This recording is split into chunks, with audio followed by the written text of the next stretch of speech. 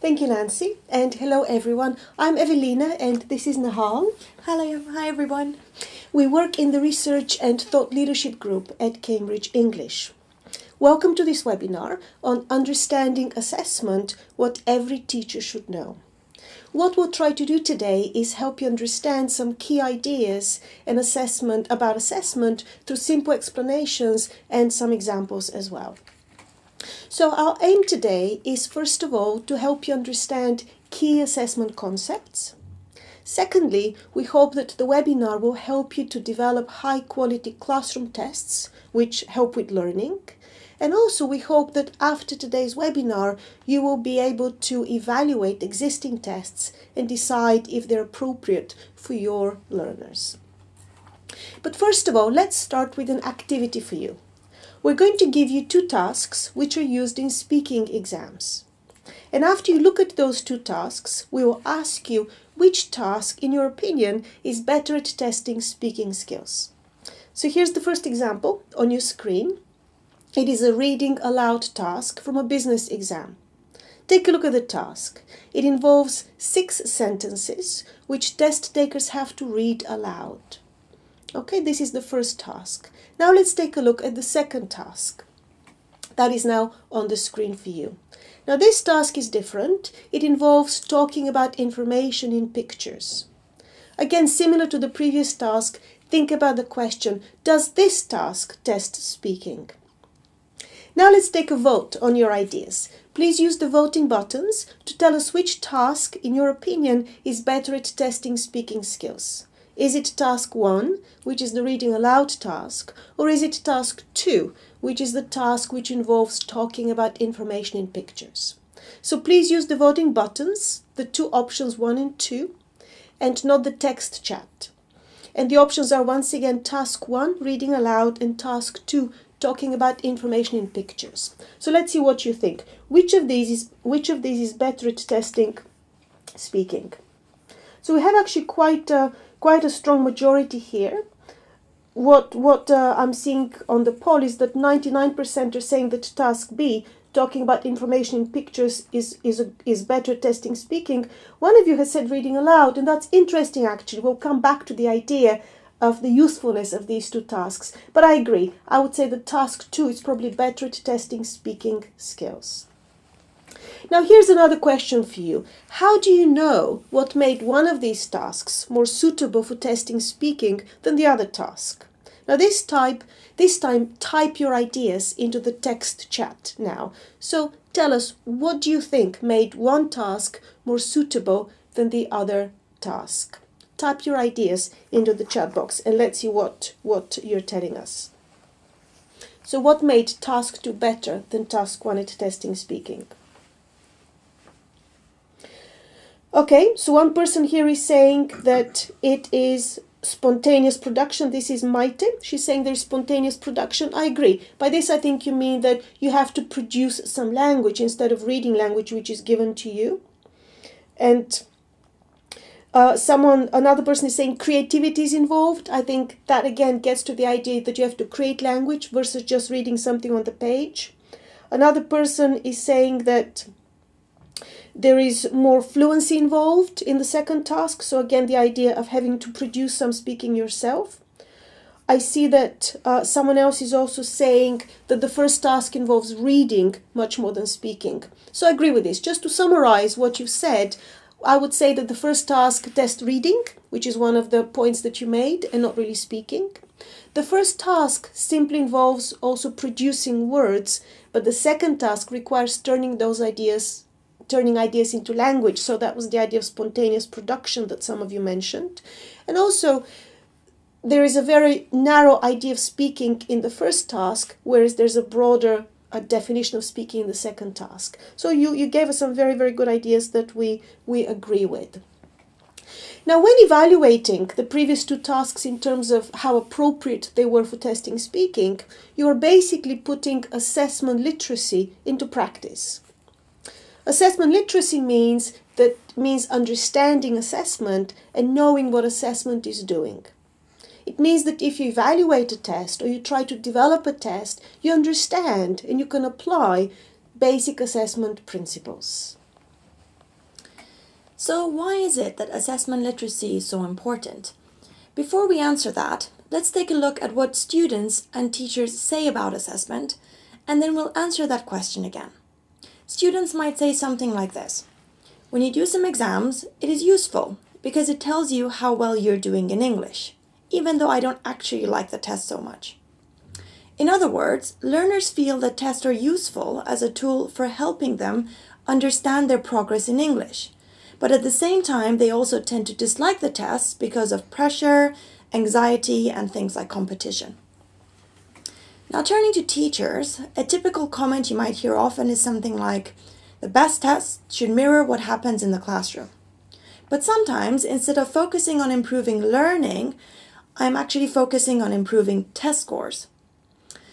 The teacher's comment illustrates this tension between the role of tests on the one hand in motivating students, perhaps to study harder, but also highlights the fact that often the test might not actually be connected to what is happening in the classroom.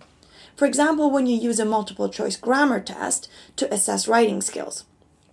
So in a way, students and teachers have some sort of a love-hate relationship with tests.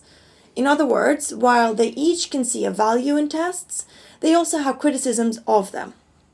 Now, what does this have to do with assessment literacy?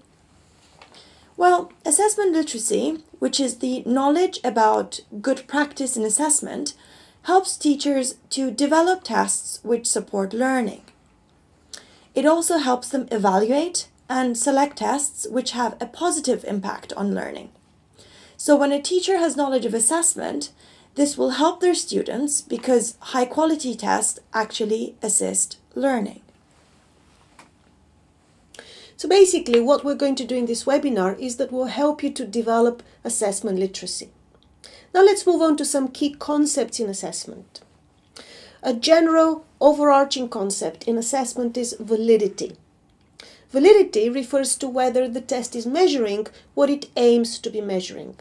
For example, if we think of a driving test which claims to have validity must include a practical driving component and not just theoretical knowledge of the rules of driving. Now let's think of a language test for university entry. A test such as that must include several components, and one of them should be the ability to write essays, because writing essays is a very important component of academic English at university. Validity is a broad concept which has different elements, and we've given you those elements on the right on the slide.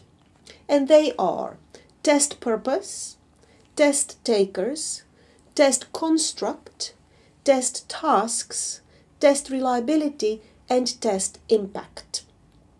What we're going to do now is look at each one of these key concepts of validity in turn. And we're going to do it through a set of questions for you. The first question relates to why.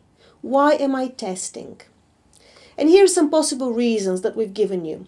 One reason is to check learning at the end of a unit at school. Another reason for testing is to diagnose what learners know and what they don't know. Another reason is to place learners into groups based on their ability. Another reason could be to provide test takers with a certificate of language proficiency. Now please use your buttons to select which of these 4 purposes for testing apply to you, A, B, C or D. It is obviously possible that you are familiar with different purposes for testing, but use the one that is most familiar to your situation. So what is the main reason you test? What is the test purpose that applies to you the most? Please tell us by selecting A, B, C or D. Okay, well, the poll is still happening as you're putting your votes in, but what I can see is that the vast majority of you are choosing A or B. A is to check learning at the end of a unit in school, and B is to diagnose what learners know and don't know. And this actually makes sense. In a classroom setting, what teachers do is often test for these 2 purposes, to check learning and to diagnose. Okay, now each of these reasons for testing represents a different test purpose. And test purpose is a fundamental concept in any assessment. It is fundamental because the purpose of the test determines the type of test you're going to produce. And that means the kinds of tasks you're going to choose and the test items, the length of the test. Now imagine, for example, that you need to produce a placement test for medical doctors. Such a test might be used to place them into a language course.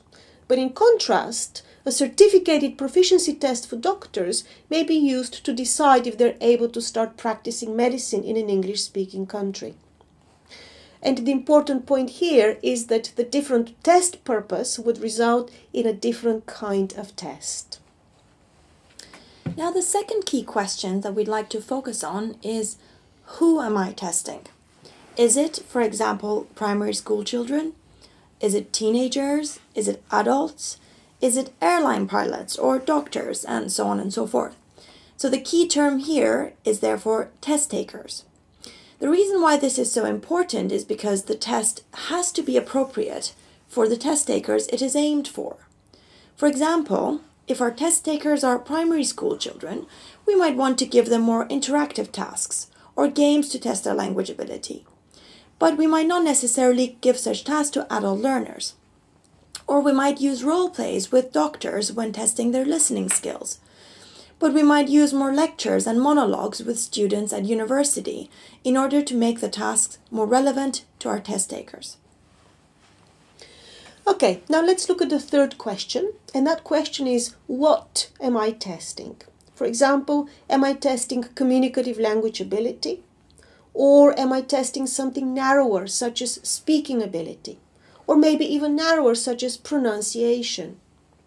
Or am I testing grammatical knowledge or the use of that grammatical knowledge? The key concept here is test construct. And this is one of the most fundamental concepts in assessment. Now let's take a look at it in a little bit more detail. A construct is an ability or a skill. In technical language, we refer to this as a latent trait. Latent means something which is not easily observable, so a cognitive ability in your brain. And trait means an ability or a skill. Now some examples of constructs are maths. Knowledge of mathematics is a construct, intelligence is another construct, personality is a construct, anxiety is a construct, English language ability is a construct, pronunciation is another example of a construct. So there are different ways that a construct may be measured. For example, if we want to test personality, we might use a multiple choice questionnaire, or we might use observations of somebody. When we want to measure anxiety, we might give questionnaires or we might measure someone's pulse rate. But even if we don't use formal tests for some constructs, we still have to understand how we can measure those constructs. Okay, so constructs, as Evelina said, are fundamental to language testing. And the key question is, what is our construct? Another key question is, how are we actually going to go about testing that construct? For example, when interested in grammar and vocabulary, are we going to use multiple choice items or other types of items and tasks? With reading, are we going to use one text followed by questions, or are we going to use several texts? With a listening exam, are we going to use a lecture, or are we going to use a series of short conversation followed by some comprehension questions? When assessing writing, what exactly are we going to ask our test takers to write? Finally, with assessing speaking, are we going to use read aloud tasks, such as the ones that we showed you earlier at the beginning of the webinar, or are we going to engage our learners in face-to-face interaction? These are only a few examples of ways we could decide to test a specific skill. The focus here is on test tasks. The test tasks are the way in which we elicit and measure the construct, that is, the ability we're interested in testing. The test tasks are like a menu of options which is available for us to choose from. But we must be sure to choose the right task or the right range of tasks for the kind of ability that we'd like to measure. Okay, moving on to the next question, and that question is related to the scoring of the language produced in our test. And the question is, how am I scoring the test? For example, Are the answers to the task I've developed going to be scored as correct or incorrect? Now, this might be the case for a multiple choice test, for example. Or am I going to use trained teachers to score some of the tasks? This may be the case for scoring speaking or listening, for example. Or am I going to use specific criteria to assess what the language produced? For example, grammar, vocabulary, pronunciation, essay, organization in writing, and so on. These are all questions that you need to address, and they relate to reliability. In other words, they relate to how dependable the scores from the test are. Or to put it differently, how can we make sure that the scores that we give in a test reflect the learner's actual ability and not whether, for example, the examiner happened to be in a bad mood that day and was particularly harsh in giving marks. Now, the final key question that we'd like to talk about is related to the learning value of the test.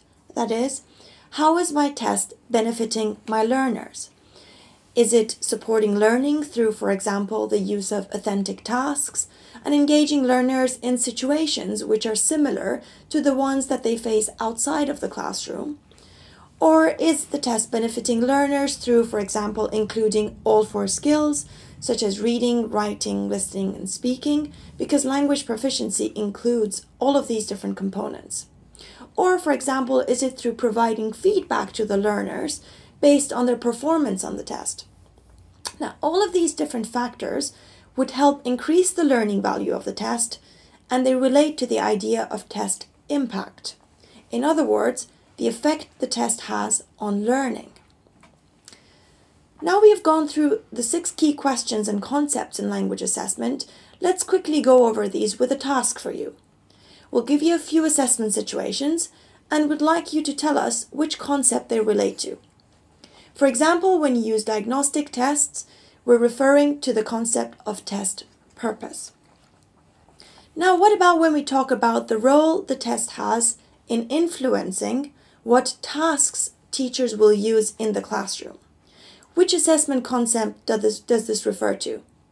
Once again, the role the test has in influencing what tasks teachers will use in the classroom. Please vote for the correct answer.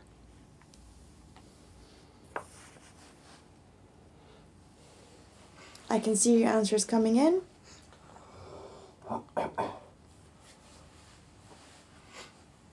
Yes, we're having different responses. Some of you are saying test purpose, some of you are saying test impact. Actually, majority of you are now saying test impact. Very different answers. I'm still waiting for the poll to end. Okay.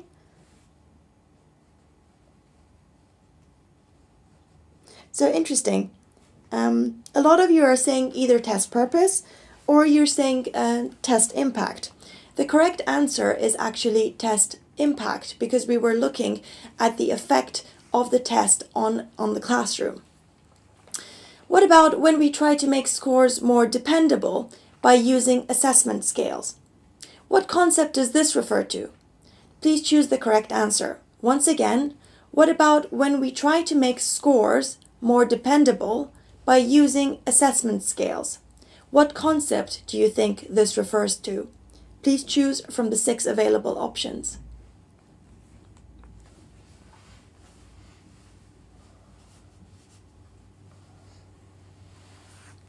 Okay. Still waiting for the answers to come in. I can see the majority of you are going for option E, which is test reliability. Some of you have also chosen test purpose and test impact. Okay.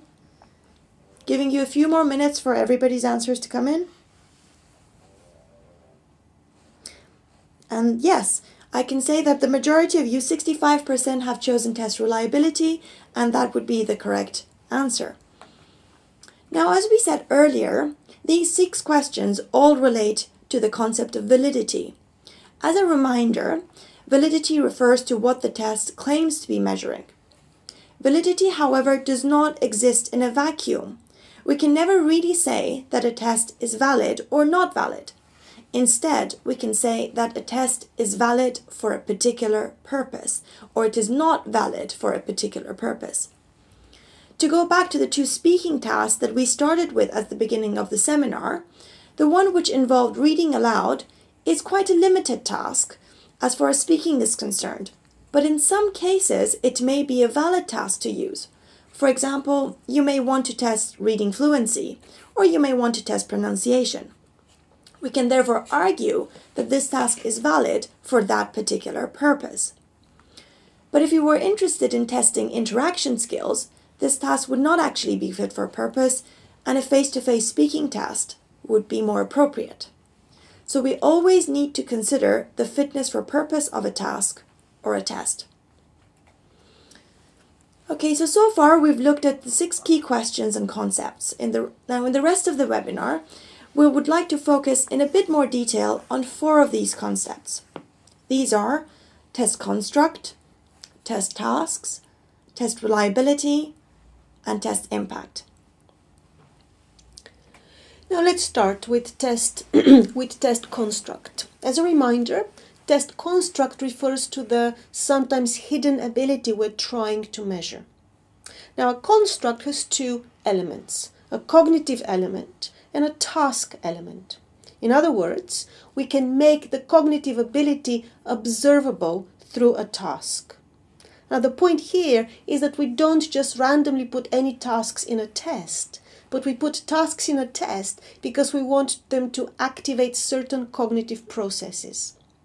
For example, in a face-to-face speaking test, a learner has to both generate ideas and activate their grammatical, lexical knowledge and their pronunciation competence. They also have to pay attention to what the other person is saying, and they have to adapt their speech to what the other person has said. These all refer to different cognitive processes in speaking. And so in a test, a key question is, what are the cognitive processes required to complete the task? Now let's take a look at an example of cognitive processes in practice. We've chosen an example from a reading task. We're going to give you 1 sentence to read, and we'll ask you 3 questions about that sentence. Now the sentence is on your screen. Please now read the sentence and answer question 1. Now the sentence is not in English, but you should be able to answer it by using your knowledge of English. So please just read it through quickly and see if you can answer question 1. What was the Flester doing? Is it A, gendering, B, galigning, or C, wrangling? So what was the Flester doing? A, B, and C. Choose your answers to that question. Okay, well, the poll is still open, but there's actually a very strong majority here. And over 90% of you have chosen B, which is galigning. A few people have chosen the other options, but quite a large majority have chosen B. And B is actually the correct answer. Okay, now we're going to stay with the same sentence, but here's another question for you. Where was the Flester?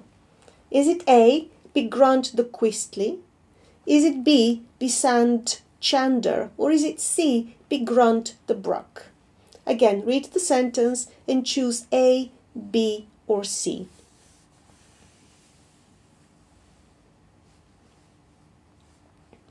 Okay, well, the poll is still open and your answers are coming through. So we'll just wait a few more seconds before we see where your answers fall. Quite a lot of you are going for one of those answers actually. And in fact, the vast majority, in this case 91%, have chosen C, begrant the Bruck. And that is actually the correct answer. Okay, now let's take a look at one final question. That's question 3 about the same sentence. Again, choose the correct answer. And the question is, what is the event described here? So again, choose A, B, or C. Is it A, the Flester is participating in a sports competition? Is it B, the Flester is cooking a special dinner for friends? Or is it C, the Flester is ill in hospital? So, choose A, B, or C.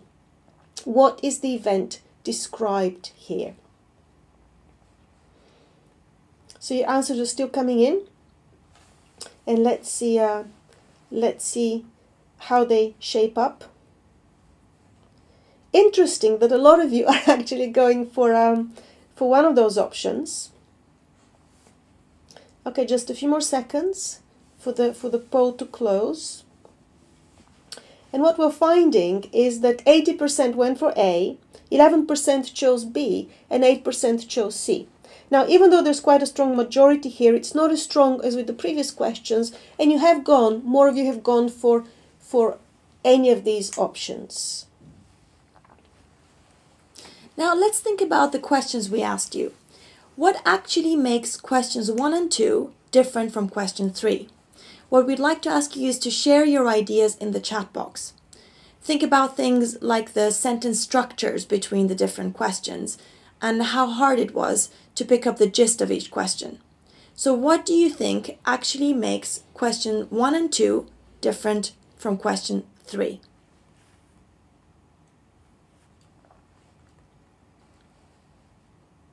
Okay. You're saying that Mehmet is saying the third one is a guess? Yeah. Questions 1 and 2 are easier. Some are saying questions 1 and 2 are more specific. Alex is saying it's about grammar. Third one is about context.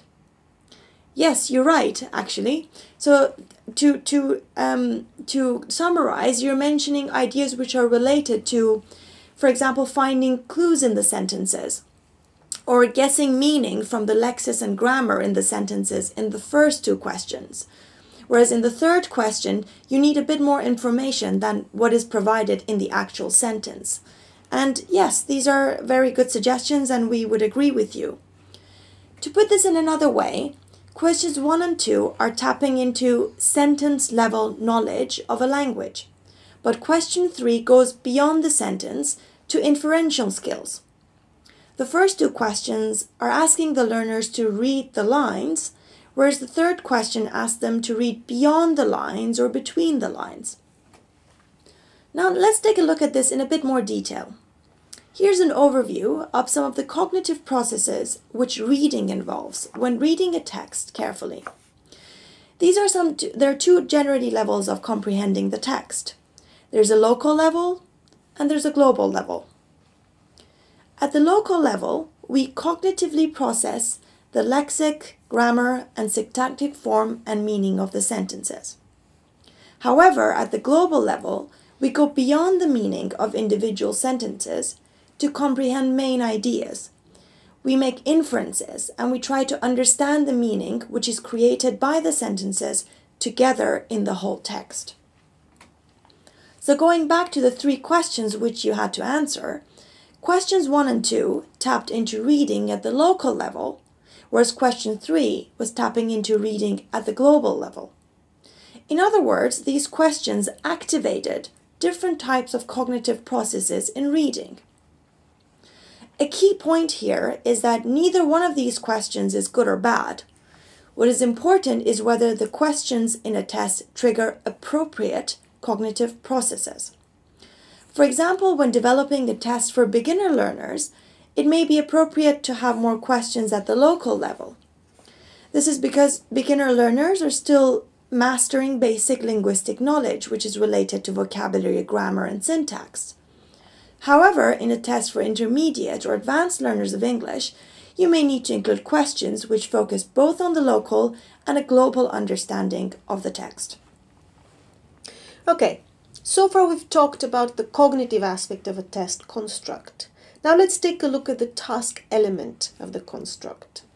And the key question we have to ask ourselves here is, are the tasks appropriate for the test construct? In other words, do the selected tasks in our test activate appropriate cognitive processes? There are many different types of tasks, and we've shown you a selection of task types in this word cloud on the screen. For example, we've included task types such as discrete point tasks. Discrete means they're separate, independent questions. Integrated tasks, multiple choice tasks, and so on. We'd like to ask you to quickly type in the task types that you're most familiar with. So just look at all the tasks on the slide and tell us which 3 you use most often. Which task types do you use most often? Let's see what you're saying in terms of task types. Okay, still waiting for your ideas to start coming in. So which task types do you use most often in the classroom? So I see that Zainul is saying gap filling. There's another idea for role play. Julia is saying gap filling as well. Multiple choice is coming up. True false is coming up as well. Integrated tasks, someone is typing in. Short answer tasks is another option. Gap filling again. Closed tests are coming up. Multiple choice. Okay, so a lot of ideas. We don't have time to look at all of them, but I can see that many of you have used multiple choice and true-false tasks, and quite a few of you are also familiar with integrated tasks as well, and role play. Now, we don't have time today to go through all of these task types, but what is really important for you to keep in mind is that no task type is naturally good or bad. All tasks have their strengths and they all have their weaknesses. And the important point is that we go back to again and again in this webinar is the idea of fitness for purpose of a test or a task. And so in a test, it's useful to include a range of task types because that way you're minimizing the potential problems connected with certain task types.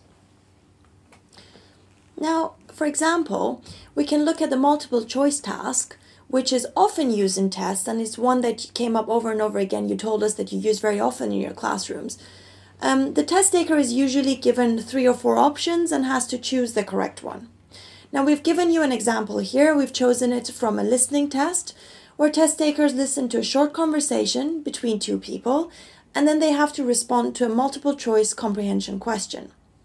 So we have a question with 3 options at the top, and the conversation the test takers listen to underneath. Now, let's take a look at some of the advantages of this particular task type. One of the advantages is that you can create questions which tap into different levels of cognitive processing. And that enhances the validity of the task because it includes different parts of the construct. Another advantage is that the task is fairly easy to mark, and the mark can also be successfully done by machines.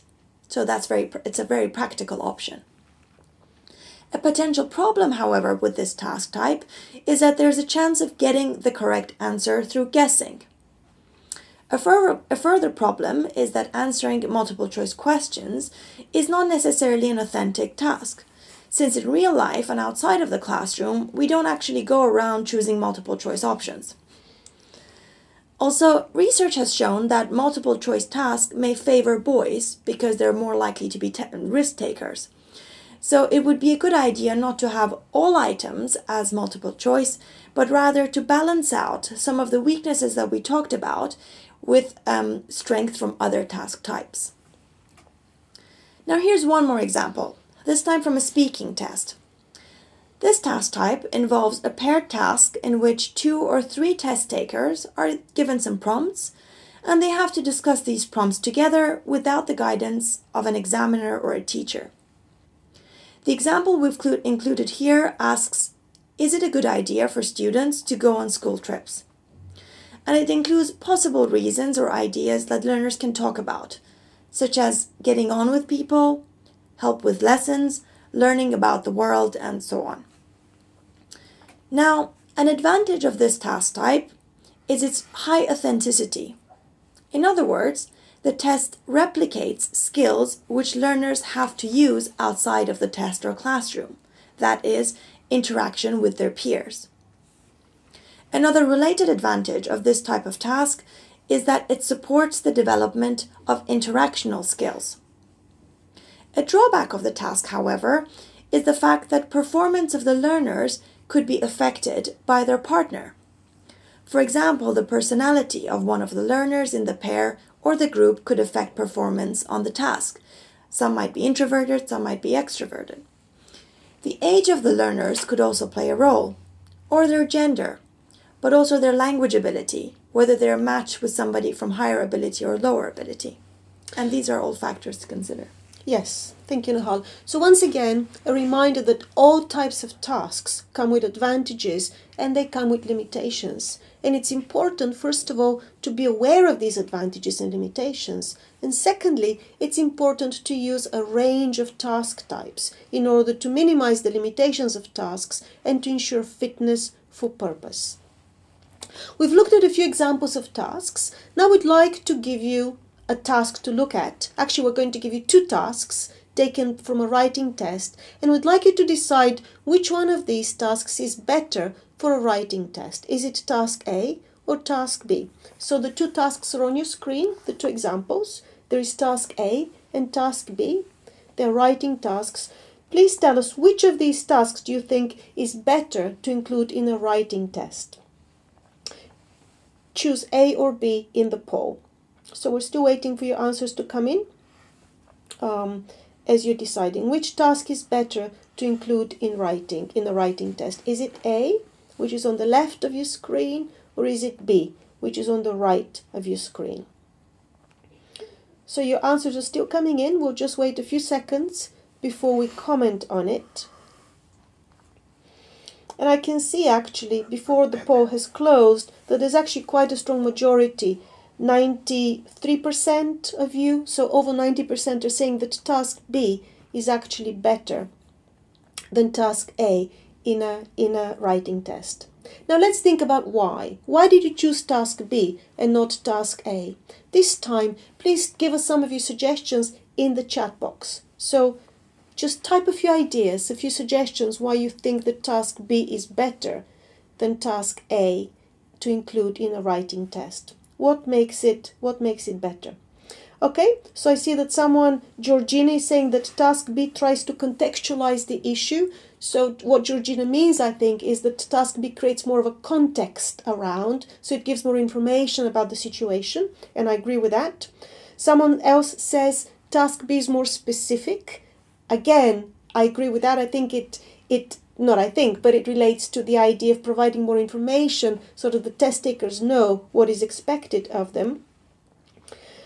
Someone else said that task B is based on communication. I think what they're trying to say here is the idea of authenticity. Communicating in this way is much more, knowing exactly what we're doing, knowing the purpose of the communication is much more authentic in terms of writing than just write about something. So I agree with that. Another person is saying here that Debbie says task B gives concrete ideas. Again, I agree that makes the task better because it provides more specific concrete ideas for the test takers. Okay, so let's just summarize quickly what you've told us. And just one more idea here before we move on. The idea of instructions. So task B, you're saying, provides clearer instructions than task A, and I agree with that. Also, to repeat what some of you have said, that task B provides more context, which tells you who the reader is, and that's much more authentic. It relates to what we do in real life. We know the context of the writing we're doing. Task B also, I would add, is fairer, because it gives ideas about what to write so that the test taker is not spending time generating the ideas themselves. And this goes back to the point about knowing what we're measuring. In other words, knowing what the construct is. In this case, we're testing writing skills. We're not testing thinking skills or creativity. So that's why giving ideas makes the task fairer, because learners focus just on producing language. And also, I would add that task B is more reliable because it asks each test taker to write about the same information. And so training raters would be more focused because you know what to expect, you know what the responses would be. And finally, task A, just to summarize, is too open, and that makes it a less suitable task for writing. So far, we've spent some time looking at issues related to the construct of a test and how to test that construct through the most appropriate tasks. Now, let's move on to the idea of reliability, which we looked at briefly earlier. As a reminder, reliability refers to how far we can depend on the scores from the test. In other words, how consistent and accurate are the scores from the test. Now, I'd like to have another activity for you. On your screens, you will see an apple. Now, what I'd like you to do is to rate this apple on a scale of 1 to 6, where 1 is the lowest and 6 is the highest score. Again, you have a picture of an apple on your screen. Please give it a score from 1 to 6. Okay, waiting for your answers to come through. Interesting. I'm getting 2s, 3s, 4s, 5s, and some 6s. I haven't got a 1 yet. Okay. It is a nice looking apple. It is a nice looking apple, it's true. Okay, so there were quite a few answers. You had all chosen all the way from 2 to 6, and because it was a nice apple, we decided that there is no 1. Okay, now what I'd like you to do is now to narrow down the task. This time, please rate the apple on a scale of 1 to 6, but this time for quality of color. Again, please rate the apple from 1 to 6, but this time for quality of color. Okay? Again, very interesting. Again, we're having all sorts of different answers. This time we have some of you choose 1. Some of you are choosing 6. Quite a vast majority are between 3 and 4. So we have about 30% giving a 3 and 30% giving a 4. Okay. So, while there is a bit more agreement amongst you, there is still some disagreement. What we'd like to argue is that if we give you even more detailed criteria for judging the apple, and we give you some more training, you will probably have more agreement amongst you. However, we will guarantee that you will still not all fully agree on a score. So what does this tell us about scoring language? If we cannot all agree on something as simple as the color of an apple, how can we agree on something as complex as language? The lesson here is that human raters are bound to disagree on scores. But what is important is to aim for an adequate degree of agreement, rather than perfect agreement. Humans, after all, are not machines, and it's important to remember that. Indeed, yes. So now, test reliability is important, as Nahal said. Let's take a look at a few fundamental ways of increasing the reliability of your test. One way is through providing clear item or task instructions, because if the instructions are clear, the task will produce the kind of language you expect, and it will make it easier to mark. So it'll be the markers will be more consistent in marking it because they know what to expect.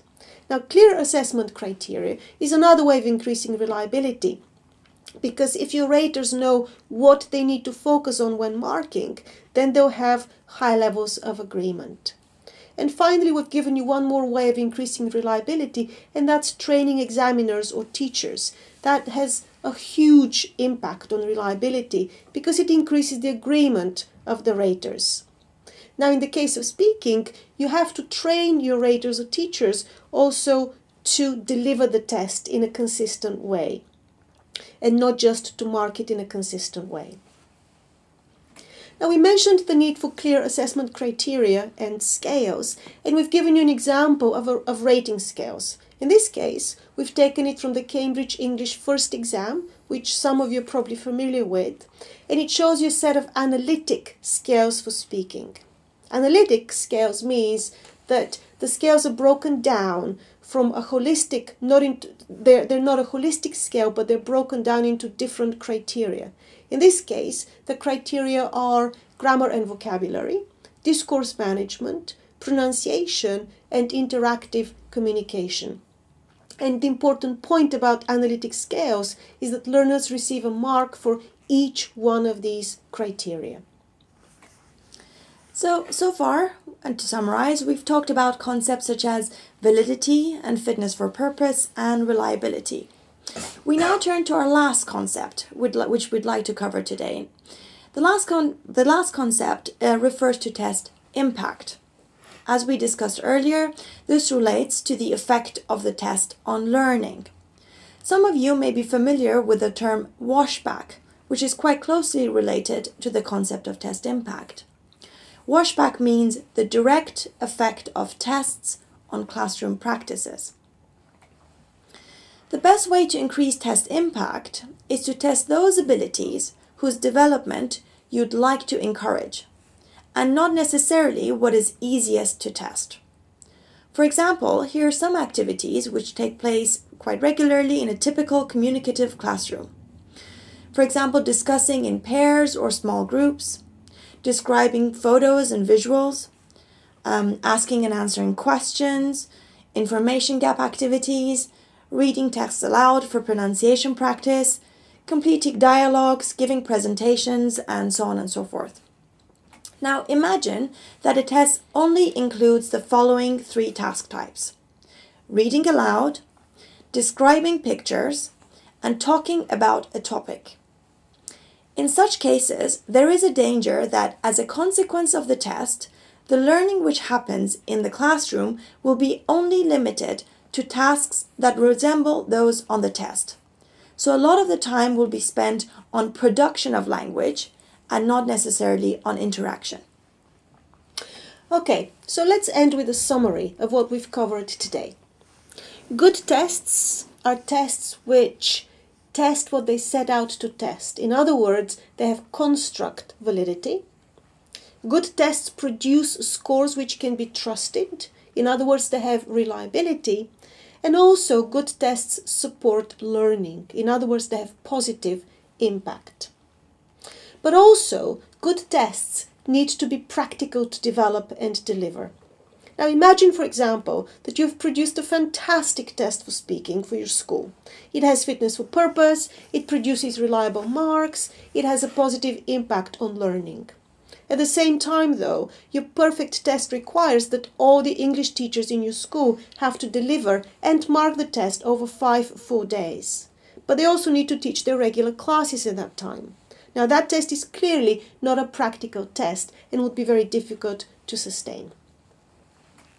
Before we end the webinar, here are some useful tools which will help you with your teaching and with developing tests. We've given you the icons, the visual images of the tools, and you can find more information on those ideas in the handout, which we'll send you after the webinar. The handout is also going to include some additional tasks for you to try. We've really enjoyed sharing all of these ideas with you today, and now I'm going to pass you over to Nancy, who will talk a little bit more in some ways that Cambridge English Language Assessment can help you. Then we'll have a Q&A session, and you can ask your questions, and we'll try to respond to those questions. So do type in your questions. Thank you very much. Thank you very much, Nancy. Now here are some questions that you typed in during the webinar. Evelina, could you please take the first one? Okay, some great questions. We have about 5 minutes to respond to some of them. And let's start with Christine, who says, how can we have access to marking scales as a teacher when preparing for exams? There are examples of our marking scales, of our rating scales in the handbooks. So all of the Cambridge exams, the handbooks for the Cambridge exams include examples of the speaking scales, and also they include examples of, they give you examples of writing and what mark has been given for that writing sample. So I would say go to the Cambridge website, look at the handbooks, and that will give you examples of the rating scales. But to add to that, Christine, it is not just about the teacher having access to them, but your learners. It is really important for your learners to be familiar with those scales as well, so that they know what they'll be evaluated on. That will be a really, really important part of their learning as well. What are the criteria that they'll be evaluated against? Actually, quite related to that, quite a few of you have asked about rating scales and whether rating scales can be more detailed. You need to remember that rating scales are already, usually they have quite a few descriptors, so you have to strike a balance between how much the rater can also cognitively process while they're listening to speech, and how many words and how long the descriptors are. So it has to be a balance, I would say, in between having really lengthy descriptors, but also being able to practically use your rating scale, especially if you're using it in live context as an examiner. So I would say there really has to be a balance there. If Evelina would agree, or I agree. Yeah, okay. Definitely. Moving on, a few of you. So one of you is, I hope I'm pronouncing the name correctly, Min Hui. I hope I haven't butchered that. And a few others, Rena, for example, as well, have asked about paired speaking tests. And the question basically relates to, well, what about the gender of the learners? Doesn't that affect the way they perform? What about their if the one is more dominating? What about their proficiency level? I agree with that. Paired speaking tests do have disadvantages, and one of them is that the background of the learners could affect the way they perform.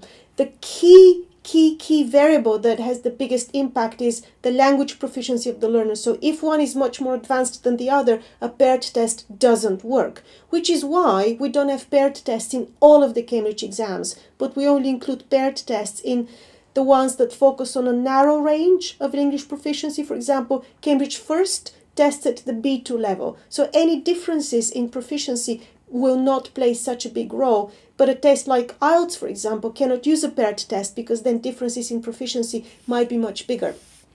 Going back to other variables, such as, for example, gender or how dominating you are, they might play a role, but that makes it more authentic as well. So you have to learn to deal with learners of different personalities.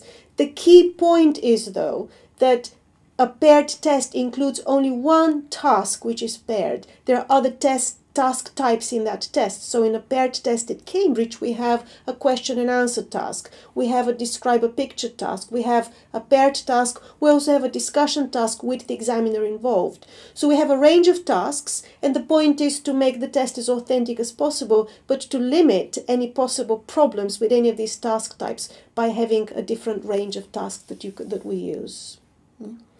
Thank you.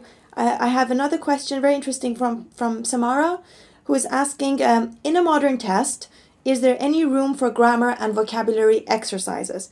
I would say that, especially in the classroom, grammar and vocabulary are kind of, you can see them as your building blocks, and it's by putting them into use and in communication that you can start speaking and you can start using the language. So yes, they're important. However, we're not also advocating that you only have a test of grammar or a test of vocabulary, but rather integrate it within a communicative language test, and in the same way that you might use them in your classrooms. So is that something that... I agree. Yeah, definitely. We have time for one more question. We have about 30 seconds, and I'm going to end with Annalisa.